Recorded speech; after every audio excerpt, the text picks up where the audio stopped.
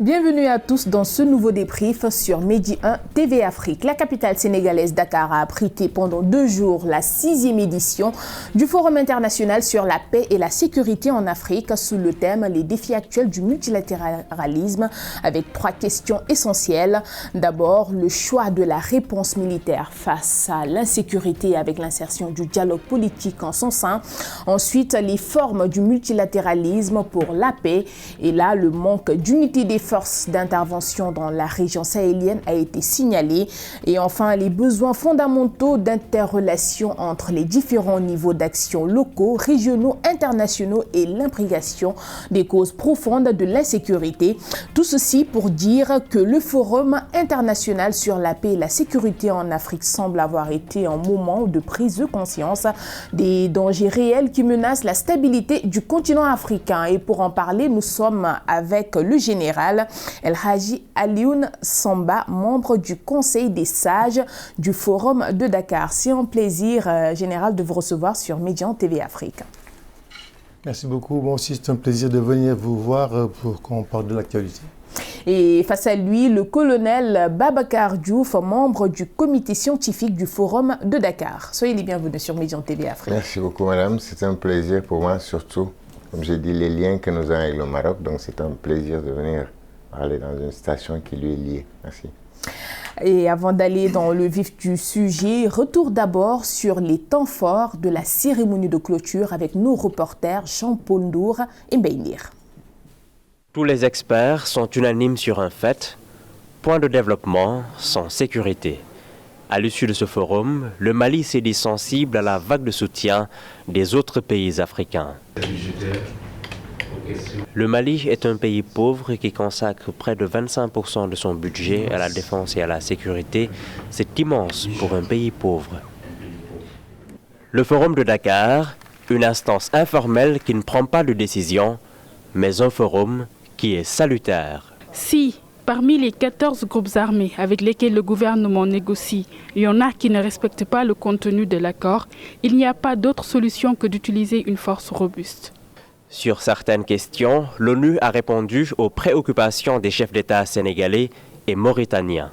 Lorsque l'on parle de la réforme de l'ONU, en ce qui concerne les opérations de maintien de la paix, ou que l'on refuse le concept de maintien de la paix, en fait, à la limite, on se pose la question, mais alors, que font tous ces hommes et ces femmes du continent dans ces opérations?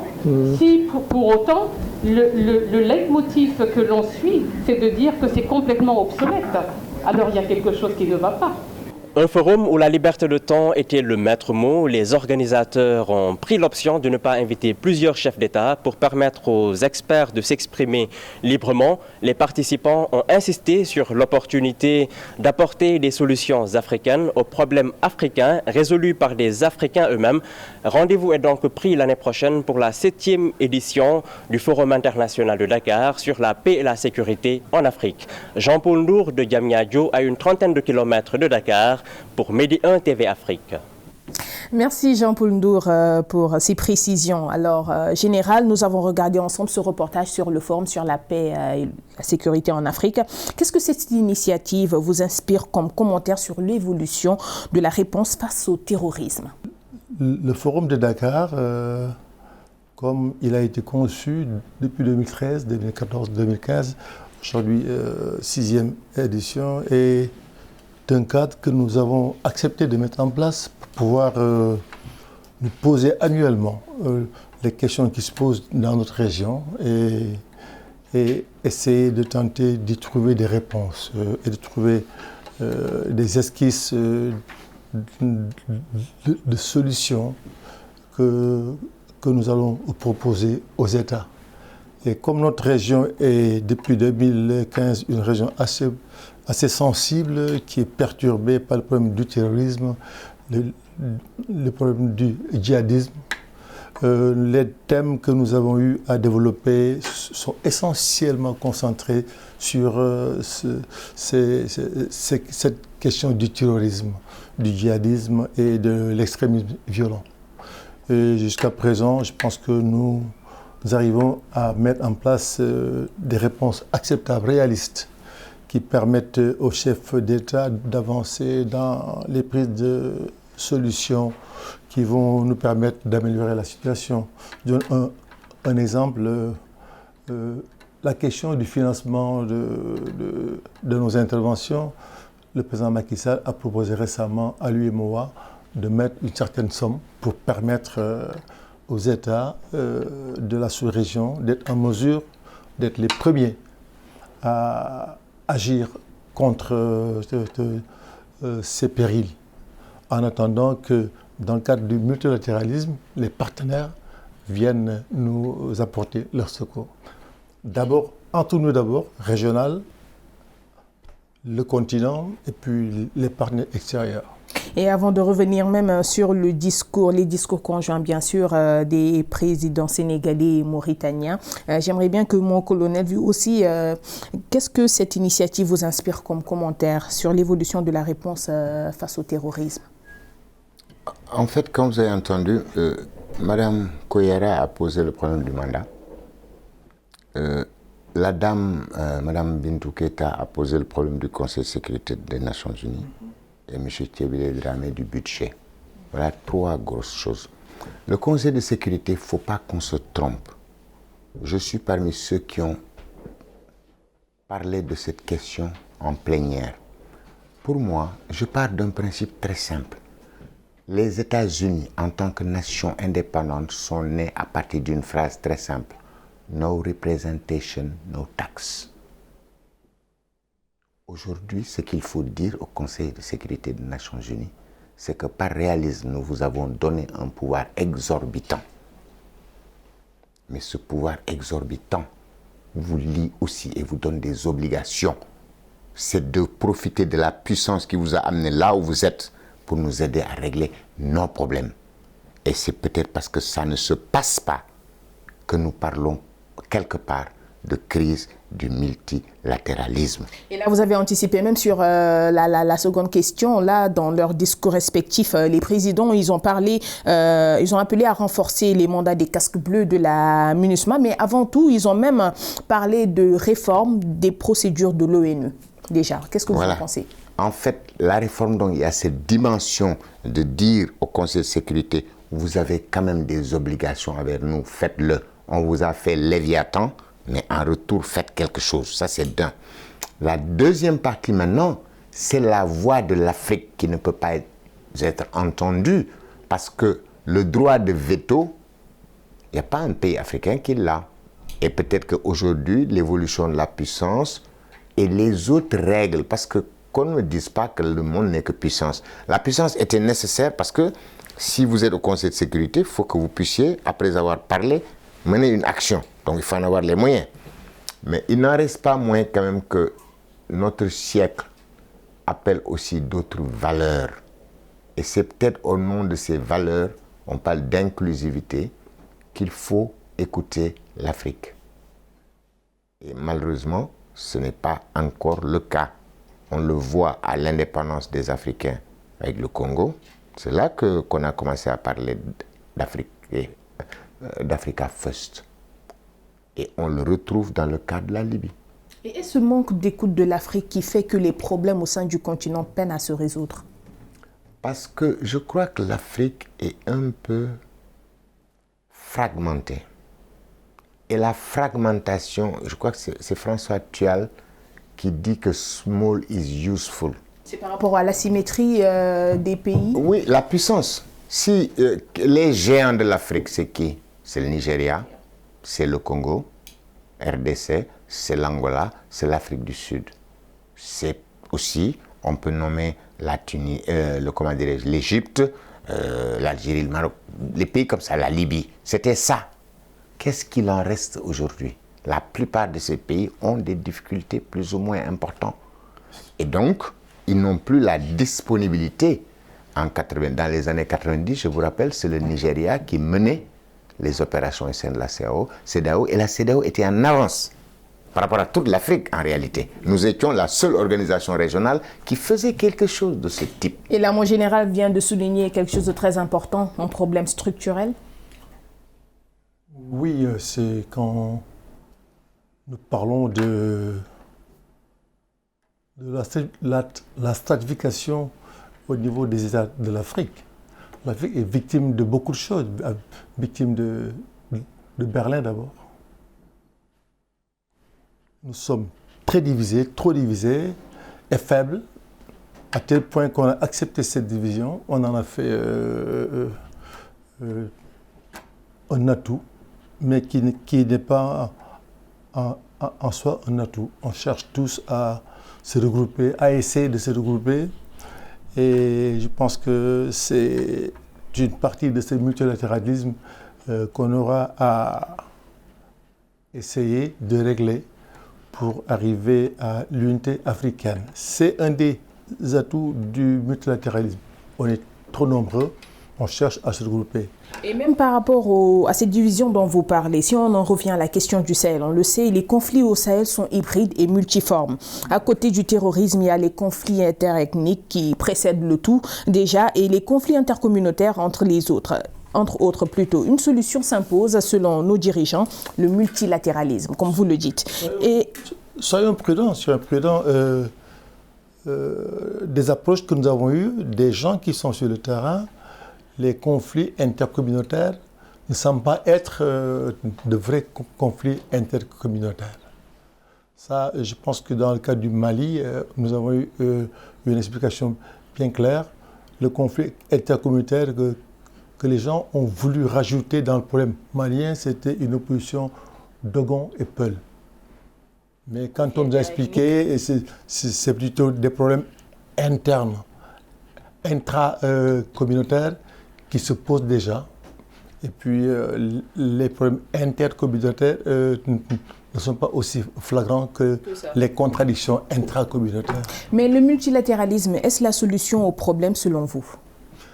Le multilatéralisme, c'est une situation qui nous est propre. Peut être une solution si nous arrivons à mettre les ponts entre les communautés, entre les organisations régionales et continentales pour discuter ensemble du problème qui nous est posé et trouver les moyens ensemble de le faire ensemble. C'est ça l'avantage du multilatéralisme. Alors, mon colonel, pourquoi insistons là-dessus, sur le multilatéralisme, selon vous?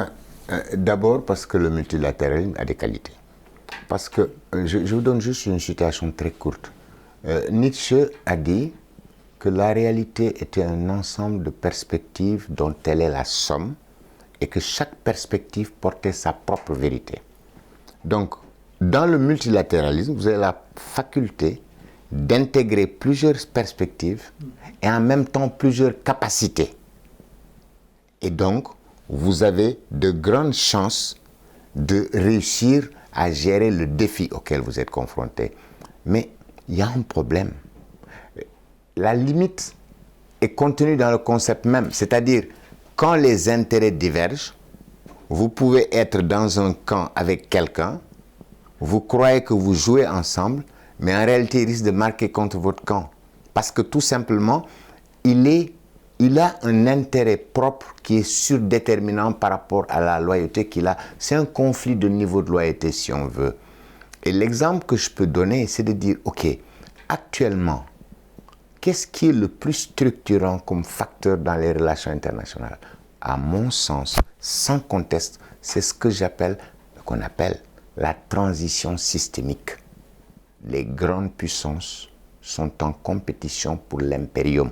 Justement, le multilatéralisme s'érige en réponse face aux défis globaux, mais il est mis à rude épreuve à la faveur du nationalisme et dans les instances de décision. Vous parlez là du systémisme. Justement, cette analyse systémique parce que l'ordre mondial repose sur un consensus entre les grandes puissances. Quand les grandes puissances ne s'entendent plus sur ce consensus, nous rentrons dans une période de compétition qui se terminera au prochain consensus. On peut le résumer à une phrase de Gramsci quand il dit l'ancien monde qui n'est plus, le nouveau qui n'est pas encore, et entre les deux surgissent les monstres. Cela veut dire ce que ça veut dire. Nous sommes dans cette période. Et donc, les grandes puissances, certes, peuvent vouloir vous aider, mais en prenant en compte la logique de leur compétition, parce que l'enjeu est énorme pour eux. Et comme je l'ai dit, les Wolofs le disent, Sambop me le gënal bañuma. C'est aussi simple que ça. Une grande puissance a des intérêts. Et comme disait un parlementaire anglais, Lord Palmerston, il disait, la Grande-Bretagne n'a ni ami éternel, ni ennemi perpétuel. Seuls ses intérêts le sont. Et c'est à celle-ci que nous devons, à ceux-ci que nous devons obéir. Point barre.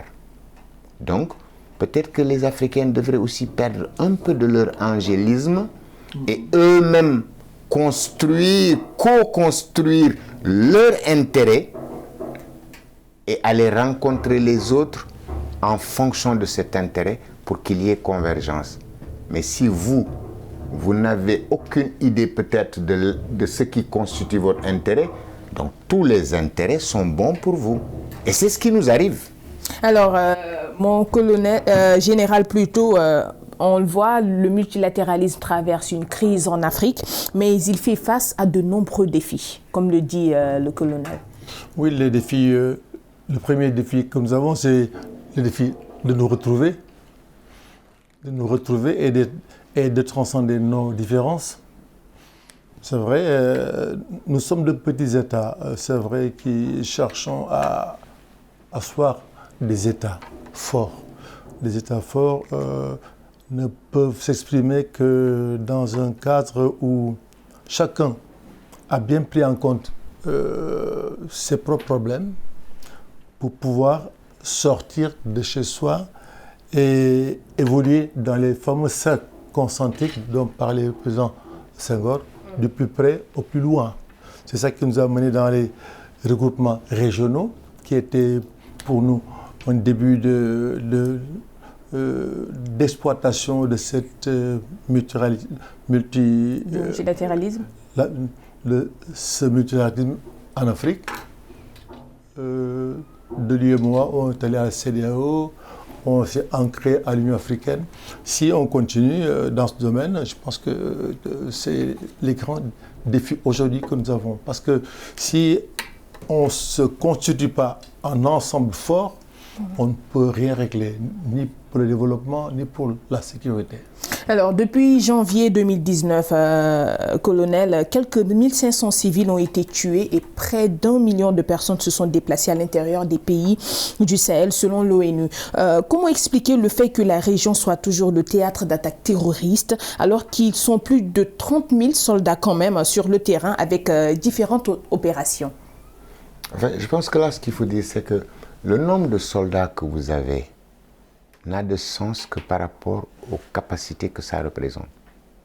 Vous pouvez avoir 100 000 soldats, s'ils ne sont pas bien entraînés, s'ils ne sont pas bien équipés, s'ils ne sont pas bien organisés, et surtout, s'ils n'ont pas les moyens d'avoir une connaissance, une maîtrise de la situation de leur zone d'intérêt. Quand n'importe quoi peut se passer dans la zone sans que vous ne soyez au courant, ça veut dire qu'on peut vous attaquer par surprise. En réalité, et c'est pour ça que les gens disent, d'accord, les Africains peuvent se mettre en première ligne et payer en fait le prix du sang.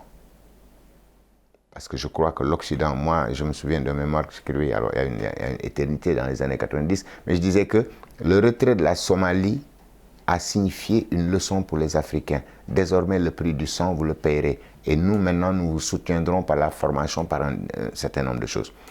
Quand on arrive sur un terrain, le pays que nous assistons, je pense, est le pays le plus à même de diriger l'organisation pour finir par sortir quels sont ses objectifs, quelle stratégie. Les gens peuvent apporter quelque chose. L'aide doit venir au niveau maintenant des moyens. Imaginez quelque chose. L'Union africaine, porte d'entrée. À partir de l'Union africaine, il y a un conseil de paix et de sécurité qui évalue en permanence des situations à partir de ces éléments de veille. Il y a une crise. les chefs d'État qui y sont membres arrivent, trouvent, ok, on a tel problème, voilà comment nous l'analysons, voilà ce que nous pensons qu'il faut faire. Et qu'à partir de là, on dit très bien, maintenant, ça, pour le faire, qu'est-ce qu'il faut comme ressources? Voilà ce qu'on pense nécessaire. Très bien. Qu'est-ce qui est disponible chez nous, là? Ok, le pays de la région où le problème se pose, enfin, la région où se trouve le pays en crise, qu'est-ce que vous pouvez faire? Les autres régions, parce qu'on a l'APSA, l'architecture de paix et de sécurité. Ok, qu'on finisse et qu'on se retourne vers l'ONU. Voilà une situation que nous avons, voilà ce que nous voulons faire, voilà ce dont nous avons besoin, voilà ce qui est disponible, et donc voilà ce que nous vous demandons. Et après, que l'Union africaine désigne quelqu'un pour maintenant suivre ce qui est fait, pour s'assurer effectivement que c'est le mandat qui est exécuté, pas quelque chose d'entourloupe, etc. Mais ça, je le dis aujourd'hui, je l'ai écrit dans mon mémoire de 1997. Ça fait 12 ans, non? Non, même plus. 97, ah ben non, 22 ans. Voilà tout. Mais ça, on le sait. Mais c'est juste que, peut-être que nous avons besoin, et j'espère que les difficultés vont nous amener à le faire, de nous retrouver et savoir enfin ce que nous voulons en tant qu'Africains. Sinon, notre avenir dont on parle, avec l'économie, les ressources et tout, je crois que ça risque d'être encore à jeter dans le panier des rêves qui auraient pu se réaliser, mais qui ne l'ont pas été. Alors, Général, parce que quand même la question se pose tout le temps, même le président Macky Sall l'a soulevé lors du forum, comment peuvent-ils être pris en otage par une bande d'individus? Est-ce que c'est ça là, réellement? Ils ne sont pas pris en otage. Ils sont attaqués par des groupes très souples qui viennent en vélo, à pied, à dos d'âne, à dos de cheval, mais par surprise, avec des complicités très fortes au niveau de la population. En général, ces populations qui sont attaquées, qui sont victimes, ont participé à la préparation de leur attaque. C'est ce qui nous a été dit, d'ailleurs par des gens qui vivent sur le terrain, le Malien, le Nigérien, vous dit que les forces djihadistes arrivent dans la région, s'implantent dans la région, des fois se marient dans la région, prennent des familles en otage et les utilisent. C'est là où se situe le chantage. Vous nous donnez votre bétail, sinon on prend tout le troupeau. Et vous donnez votre enfant, on part avec, et vous ne direz rien aux forces de sécurité qui vont arriver. Vous n'allez pas nous dénoncer. Ça, c'est au niveau vraiment local sur le terrain. Mais au niveau des États, ce qui se passe dans les pays où il y a ces problèmes d'attaques de grande envergure ces derniers temps, récemment au Mali, au Burkina, ça, c'est un autre niveau de réflexion qui se pose. Babacar vous l'a dit tout à l'heure, pour qu'un État puisse être en mesure de faire face, il faut que l'État ait une armée organisée, bien préparée, bien équipée, bien entraînée et qui connaît son terrain. Malheureusement, la plupart de nos pays, nous avons des lacunes dans ce domaine-là. La préparation, on fait comme on peut. Des gens ont dénoncé une action de la communauté internationale qui a empêché aux États africains de s'équiper, de former de grandes armées avec les recommandations du FMI et la Banque mondiale sur l'ajustement structurel, qui a empêché de mettre en place des forces de défense convenables, bien formées, équipées. Ça aussi, il faudrait le prendre en compte et nous forcer à trouver nos propres moyens pour former nos armées. Surtout être indépendant, parce que c'est ce qui manque la plupart. C'est difficile, oui, mais être indépendant, nous sommes indépendants, mais c'est plutôt suffisant, suffisamment développé pour pouvoir prendre en compte ses propres problèmes. On n'a pas toujours la possibilité de faire tout ce qu'on a envie de faire. Alors, colonel, elles sont quand même 3 forces, on peut le dire, à opérer sur le terrain, notamment Barkhane, ex-Serval, le G5 Sahel qui constitue quand même 5 armées et la MINUSMA. Pourquoi peine-t-elle autant à ramener l'ordre et à stabiliser la région? Quel est le problème? Tout à l'heure, vous en avez soulevé. Il faut rajouter l'armée malienne. Oui. Je vais d'abord reprendre là où le général a fini tout de suite. Après la chute du mur de Berlin, cette fameuse 3e vague de la démocratie dont parlait Huntington est arrivée, l'Occident a tiré une conclusion. L'Afrique, ses armées, c'est une histoire de coup d'État, rien d'autre. Ils ne sont bons à rien d'autre. Donc, il faut les supprimer et faire passer, ou au pire, faire passer ce qu'ils avaient comme ressources vers d'autres problèmes. Des armées se sont décomposées littéralement, déjà, rien par ça. Nos économies, nos écoles ont suivi la même route. Donc déjà, il faut prendre ça. Maintenant, moi, ce que je voudrais dire, je me souviens de monsieur Gordon McCormick, qui était au Naval Postgraduate School. Il disait, écoutez, il faut regarder les mouvements de guérilla comme tous les autres, comme une machine qui est obligée de trouver des matières premières, de les transformer et de produire quelque chose en output. Et là, je ne vous coupe pas. Nous allons marquer le point sur ce souvenir et revenir là-dessus dans la seconde partie.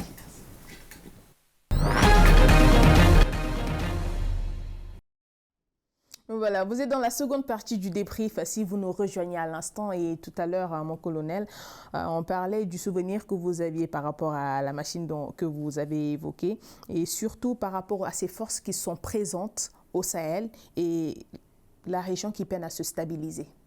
Oui, donc je disais que si vous partez de l'idée qu'il y a une machine, vous prenez les organisations terroristes. L'organisation est une machine qui a besoin de recruter, qui a besoin de personnel, qui a besoin d'une sorte d'idéologie pour mobiliser des ressources, de la propagande et tout ça. Elle met ensemble, elle produit une action terroriste. C'est le produit d'une usine. Vous-même, vous avez une usine aussi, composée pour des objectifs différents, mais selon le même principe. Vous recevez des gens, vous les transformez, vous faites une action qui est censée contrecarrer l'action de l'autre. Maintenant, supposez que vous travaillez dans tous les sens. Comme on dit dans la vieille expression française, vous tirez à hu et à dia. Qu'est-ce que vous voulez obtenir? Ce n'est pas dia tout couleur. Et je suis sûr que les tout couleurs qui nous entendent vont dire « Ah, ça ». De toute façon, nous sommes sur une chaîne panafricaine, autant le Sénégal, le Maroc que les autres pays. Mais vraiment, je rigole, c'est mes cousins, mais c'est comme ça. C'est-à-dire que nous n'avons pas trouvé la bonne réponse d'un côté. Et de l'autre côté, il faut dire qu'il y a, derrière ces forces, il y a la possibilité de trouver n'importe quoi. S'il y a, parce que la géopolitique, c'est l'étude des rivalités de puissance et d'influence sur un territoire. Déjà, si vous prenez les grandes puissances, leur territoire, c'est le monde entier. Si vous dites à un islamiste, il vous dira « mon territoire, c'est la Oumma ». Le terroriste. Oui. Donc, vous avez des superpositions d'espace qui sont donc des lieux de conflit.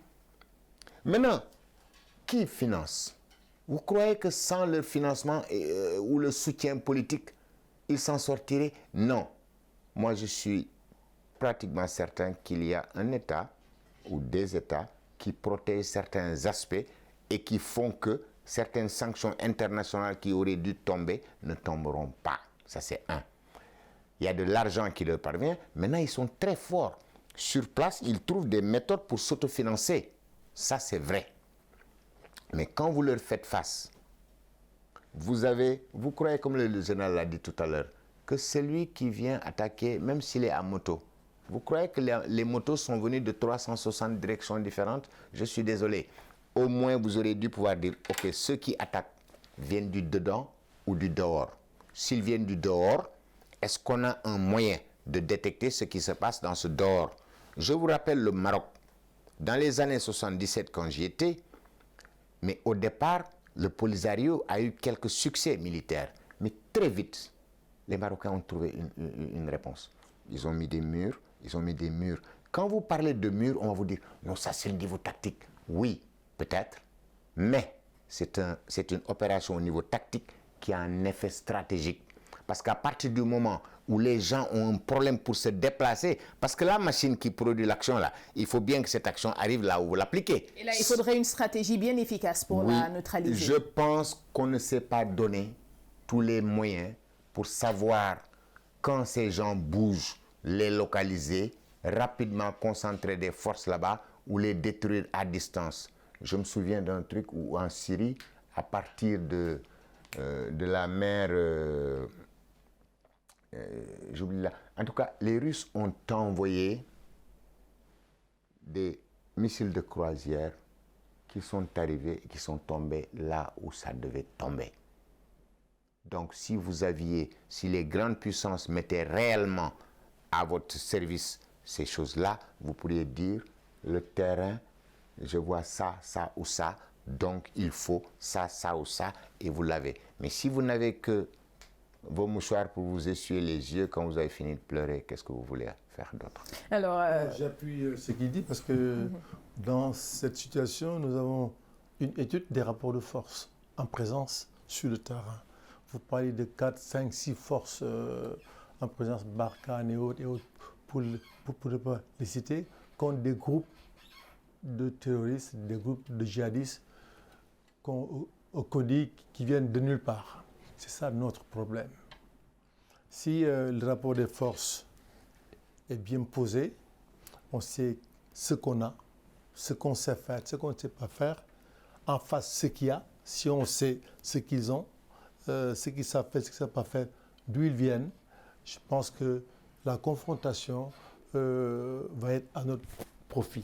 Et là, vous parlez de questions stratégiques, parce que la question qui se pose, c'est est-ce un manque de stratégie ou un problème d'unité des forces présentes sur le terrain? Il y a tout. Tactique, Babacar vous l'a dit tout à l'heure, nous, on n'a pas pris le soin de voir ces gens qui arrivent, d'où est-ce qu'ils viennent.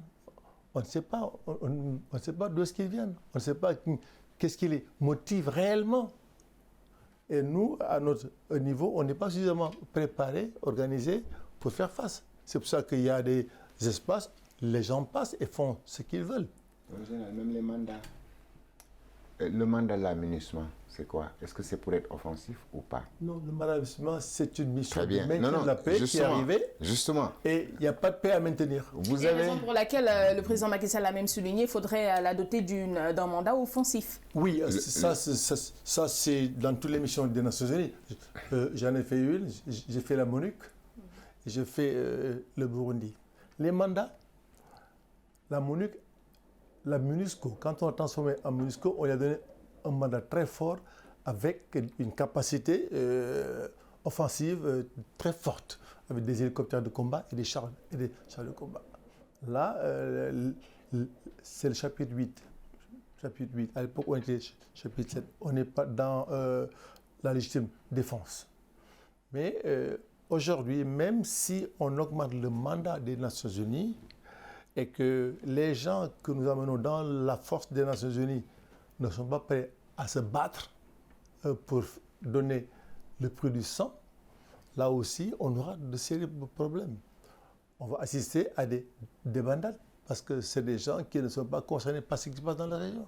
La force des Nations Unies viendra avec des gens d'autres pays, mais qui n'ont pas la même motivation. Heureusement qu'à l'aménagement, je pense que le pays le plus contributeur de force, c'est le Sénégal. C'est tant mieux. C'est des gens qui sont de la région et qui considèrent que ce qui se passe au Mali les concerne. Et je crois qu'il faut aussi noter l'apport des Tchadiens qui ont une très bonne maîtrise. Ils sont comme nous. Du type de terrain. Ils sont concernés. Ils sont concernés. Mais vous savez, moi-même j'ai été à la MONUC. J'étais Air Operations. Alors, il y avait des hélicos de combat et des hélicos de transport. Les forces pouvaient être en alerte, les gens venaient, les hélicos venaient, on transportait les gens et les gens réagissaient. Donc à certains moments, l'importance du mandat n'est pas à sous-estimer. Mais les moyens non plus. S'il n'y avait pas eu ces hélicoptères, comment tu peux transporter rapidement toutes ces forces, etc., etc. Et je pense sincèrement qu'il faut revenir, parce que la question que vous avez posée a plusieurs niveaux de réponse. D'abord, tout ce qui contribue aux forces au niveau du Mali. Quand vous regardez les pays de la CEDEAO, demandez-leur où se trouvent leurs frontières. Je suis sûr que la plupart vous décriront leurs frontières habituelles nationales. Si moi, Sénégalais, je vous dirais le fleuve Sénégal, l'océan Atlantique. Voilà. Alors qu'aujourd'hui, la frontière du Sénégal se trouve au nord Mali, au nord du Niger, à l'ouest du Tchad, et ensuite, ça part de l'océan Atlantique, la bande là-bas, jusqu'après Saint-Louis du Sénégal. C'est ça. Aujourd'hui. Donc, si nous défendons notre intégrité parce qu'on a touché le Mali, c'est nous tous qui sommes touchés et c'est nous tous qui sommes concernés. Ça, c'est le premier point que je voulais vous dire. Le G5 Sahel, c'est une très belle initiative. Mais pour moi, c'est une initiative de court terme, réponse immédiate. Parce qu'il faut bien, il y a le feu, on mobilise la première ligne qu'on a. Mais ce n'est pas durable. Pourquoi ? Parce que la menace, elle ne se contente pas de cette ligne. Je dis souvent que si on devait parler en termes footballistiques, on dirait que c'est une défense en ligne, mais dans un jeu où il n'y a pas de hors-jeu. Donc si les gens pénètrent derrière la ligne, comment vous faites? Et donc, la question, c'est que quand ils pénètrent cette ligne, ça doit trouver d'autres lignes. Et il me semble qu'il n'est pas trop tard pour bien faire. Mais à mon humble avis, il y a un problème qui doit être traité entre la CEDEAO et puisque le Tchad, le Cameroun et autres sont partie prenante à d'autres problèmes, surtout dans le bassin du lac Tchad, et qu'en plus le Tchad intervient ici, il y a une liaison à créer entre les deux communautés économiques régionales. Et la Mauritanie, puisque l'humain ne marche pas, la Mauritanie à titre individuel peut être dans le truc. Mais le verrou, ligne Maroc, qui va nord Mali, nord Niger, est pénétré aujourd'hui pratiquement jusqu'au milieu, en train de faire un petit virage, touche le Burkina et peut aller au Togo et ailleurs. Et que devrait être la réponse sur le long terme? Mais la réponse sur le long terme, c'est que la CEDEAO prenne l'affaire en main. Je vous ai dit tout à l'heure, UA qui évalue, qui dit ça se passe en tel, voilà ce que les communautés économiques régionales vont faire, et voilà ce que, en fonction de ce qu'on va faire là-bas, ce qui est disponible, ce qui manque, on peut trouver de grandes choses en notre sein. Mais encore faut-il aller les chercher. Et c'est là que je ne suis pas toujours chaud par rapport aux solutions que nous donnons.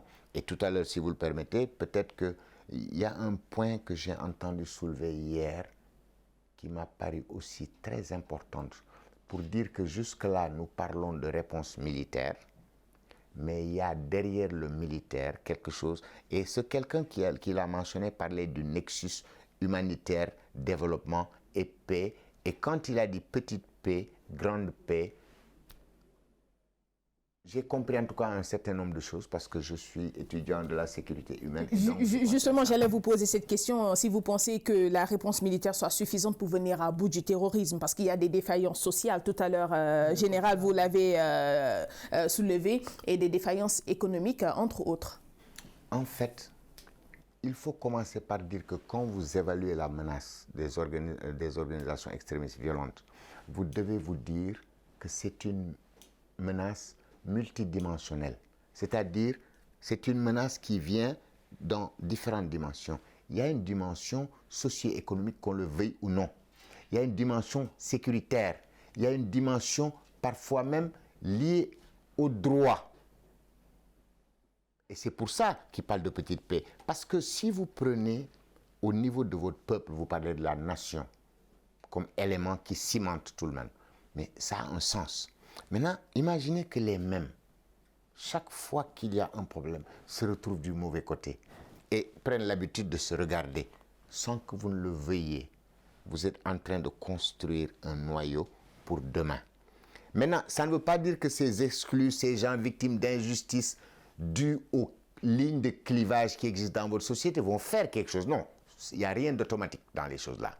Mais imaginez un jour que quelqu'un qui les a étudiés et qui veut vous déstabiliser, regarde bien ce qui se passe. Une menace, dit-on, c'est une volonté hostile, une capacité et une opportunité. Il voit que son opportunité se trouve dans votre vulnérabilité. Il essaye de recruter ces gens en leur montrant, en structurant leur perception pour leur dire, vous voyez comment on vous traite. Moi, je vous apporte une alternative. Vous créez ce qu'on appelle un conflit de mythes. Le mythe de la nation, mais le mythe de l'être, avec sa dignité, ses besoins et tout cela. Dans ce conflit-là, justement, souvent les organisations extrémistes l'emportent parce que de l'autre côté, il y a eu trop de désespoir, voire même de la désespérance. Et mon général, sur ce, il y a la responsabilité des États qui entrent en jeu. Déjà, tout à l'heure, le colonel a dit qu'il faudrait que la CEDEAO se prenne en main et qu'elle prenne certaines décisions. Mais il faudrait également renforcer les institutions étatiques pour qu'elles retrouvent leur intégrité territoriale et ne perdent pas leur crédibilité, surtout aux yeux des populations.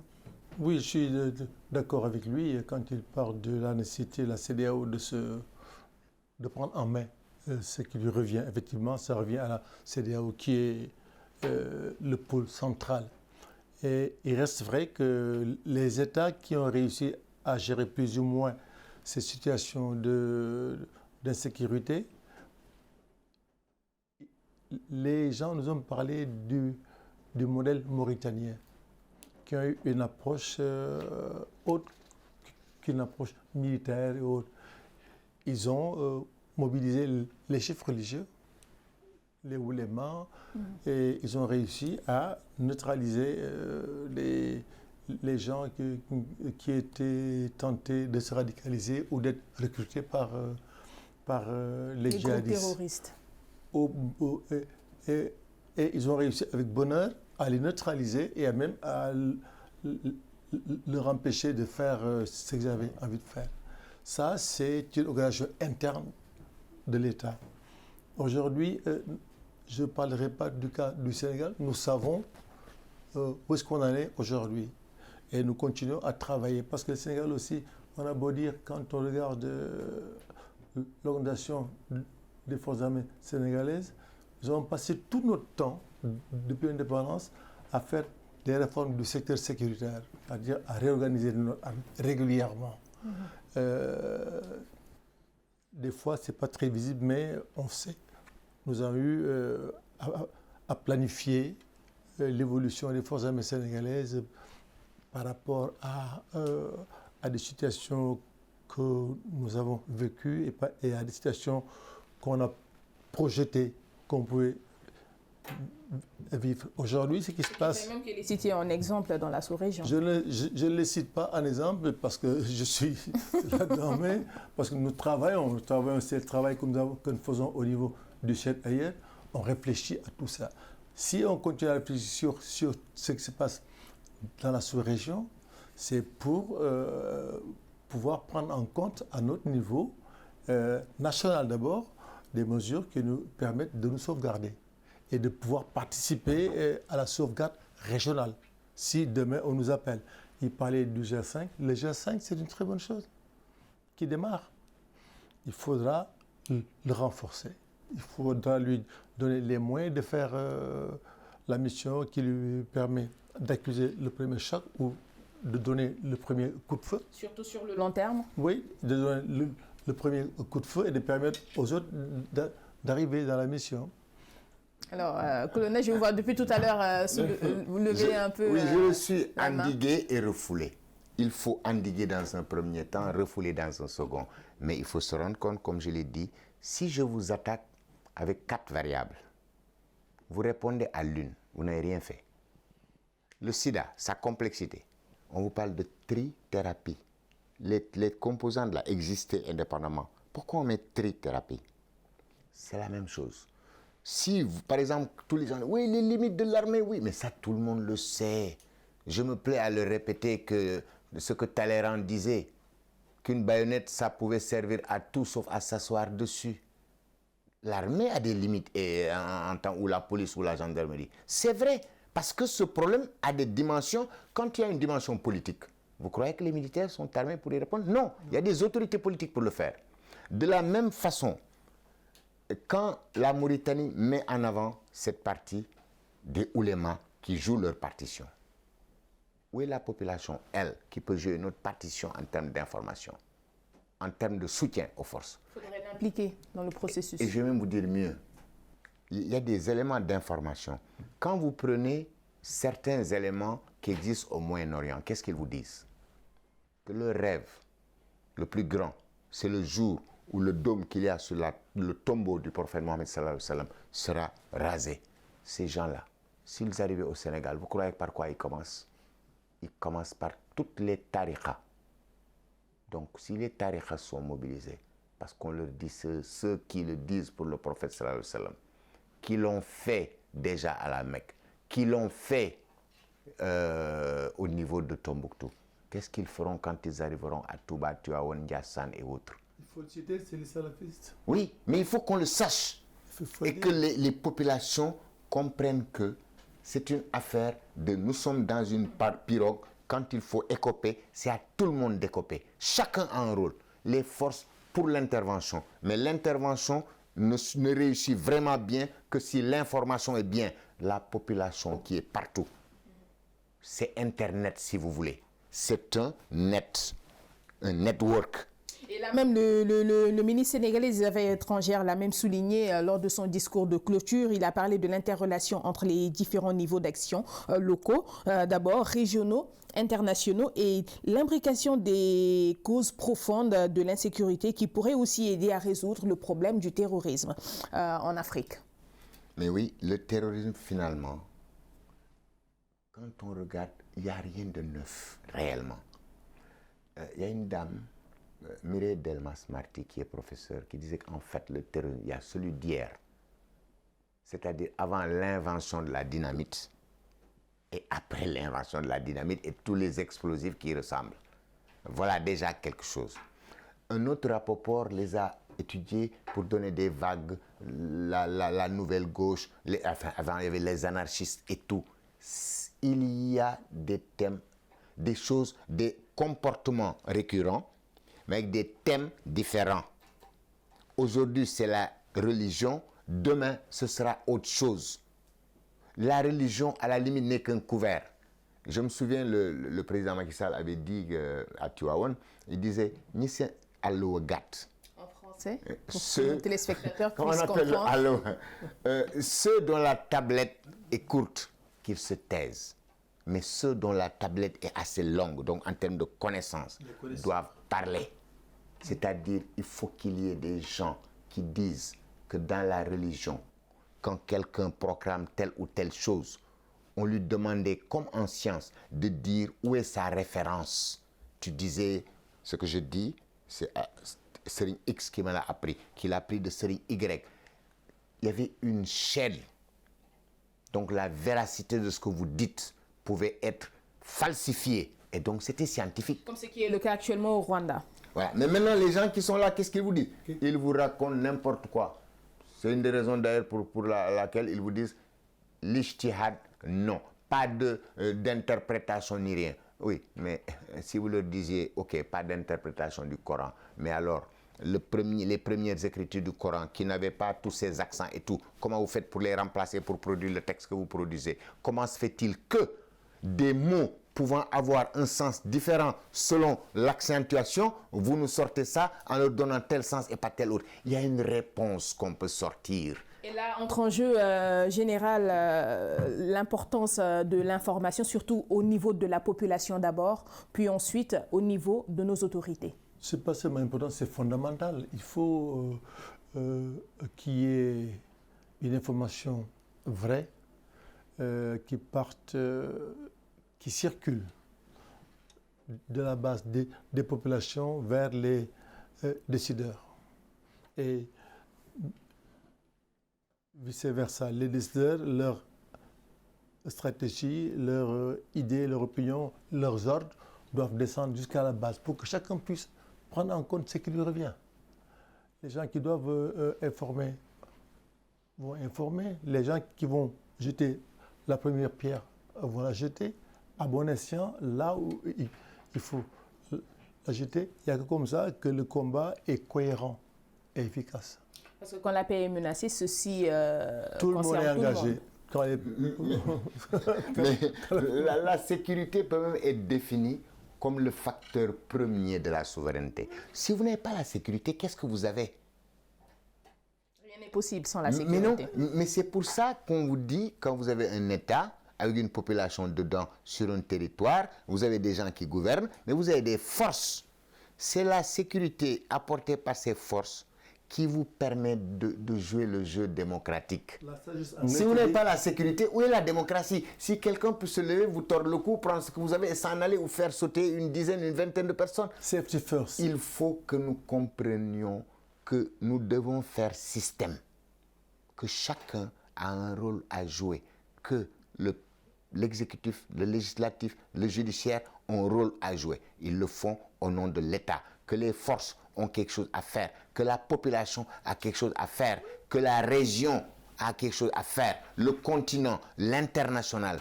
Et c'est l'imbrication de tout ça qui nous permettra de dire, ok, l'imbrication est bien faite, où il y a des trous. S'il y a des trous, vous êtes foutus. Parce qu'un trou, ça suppose que l'eau va passer. C'est pour ça que je le disais à l'entame de mes propos, que tout ceci pour dire que le Forum international sur la paix et la sécurité en Afrique de cette année semble avoir été un moment de prise de conscience sur les dangers réels qui menacent la stabilité du continent africain. Oui, c'est pour ça que nous avions choisi de traiter de ce thème, qui est une suite des thèmes que nous avions déjà choisis depuis 2014, 2016. Et l'année prochaine, on va décliner dans le même sens, mais toujours en nous attaquant à ce problème qui est récurrent, qui est encore le terrorisme et les attaques des djihadistes. Au moment où on faisait le forum de Dakar, les djihadistes attaquaient le Mali. Le Mali et le Niger. Et il y a eu de nombreux morts. Oui. Et effectivement, Babacar, tout à l'heure, nous a donné l'architecture de la résilience. Il nous faut mettre en place tout ce qu'il a dit tout à l'heure pour que nos États soient résilients. Que les États soient résilients, et quand on aura les États résilients, qu'on aura une région résiliente. Et notre objectif, c'est ça, c'est la résilience de toute la sous-région. On ne souhaite pas que ça aille ailleurs, mais on souhaite que ça soit éradiqué ici, sur la région. Bon, malheureusement, nous sommes arrivés au terme de cette émission. Bon, j'aurais bien aimé vous poser la question de savoir quel type de réponse militaire bien adaptée face aux différentes formes d'insécurité qui menacent l'Afrique. Mais hélas, nous sommes au terme de cette émission. En tout cas, ce fut un plaisir de vous avoir reçu dans ce débrief